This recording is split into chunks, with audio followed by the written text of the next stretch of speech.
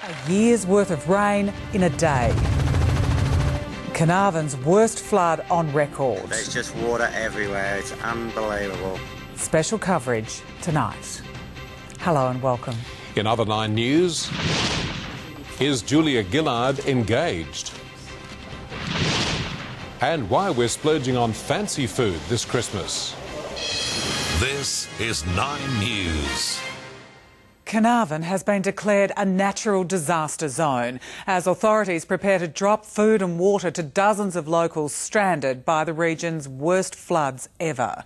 As we go to air, at least one section of the levee bank that's been built around the town, 900 kilometres north of Perth, has broken. Nadia Mitsopoulos begins our coverage.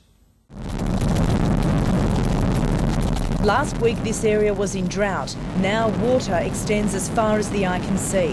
This the worst flooding ever to hit Carnarvon.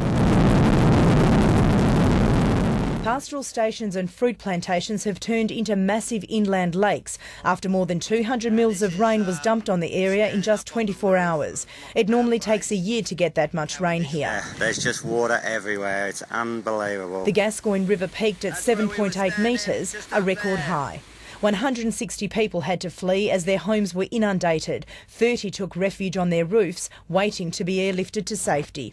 Levee banks have so far kept the town safe, but water has broken through sections, sparking frantic sandbagging efforts to keep the water at bay. Many people will remain stranded for several days without power, some without phone communication. The water's still rising at our property anyway, so I can't see us getting out I just can't see us getting out any time in the near future at all. So far, there are no reports of anybody hurt. There's been a number of pastoral stations that have been uncontactable. Efforts are now being made to contact them. Choppers will drop food and water to isolated stations in some Aboriginal communities over the next few days. Today, the Premier flew up for a first-hand look. I am declaring the area a state natural disaster from the state government. That will mean that immediate financial resources will be available for those in need. Carnarvon is a major food bowl and vital crops have been destroyed. Banana plantations, grapes, mangoes and pumpkins all wiped out. It will be financially crippling for growers at a time when they get their biggest yields. Last week mangoes were around $2.40 to $3. Today and towards the end of the week you're going to see them $5 or $6 for a decent sized mango. Thousands of head of livestock have perished, roads and buildings damaged. The cost of this disaster will be enormous. It will go beyond the tens of millions, yes. Tonight, 2 planes are on their way from Perth to Carnarvon with vital food and water supplies, while authorities work to restore power and water services. Nadia Mitsopoulos, 9 News. 9 News reporter Rob Scott is in the flood zone.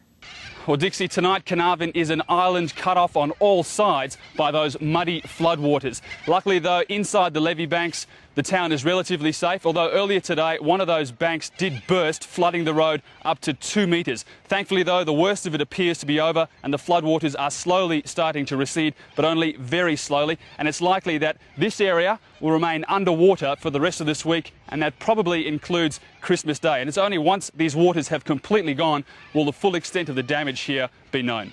Dixie. Thanks, Rob. Rob Scott there in Carnarvon. And the Red Cross has set up a crisis line for people who need information on this flood disaster. The number to call is 1800 015 337. Now to Angela's son. And Ange, what's in store for Carnarvon over the next few days? Thanks, Dixie. Well, the rain has eased. Yesterday there was 4 millimetres and today just 0.2 of a mil. And this was the system that brought the flooding rains 4 days ago. Tomorrow there could be a few more light drops of rain, but after that it'll be dry.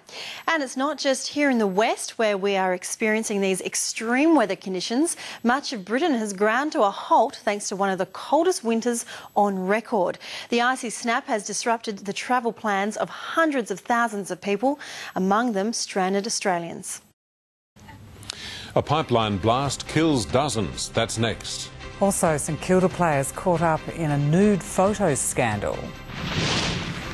And an honour for Prince Harry.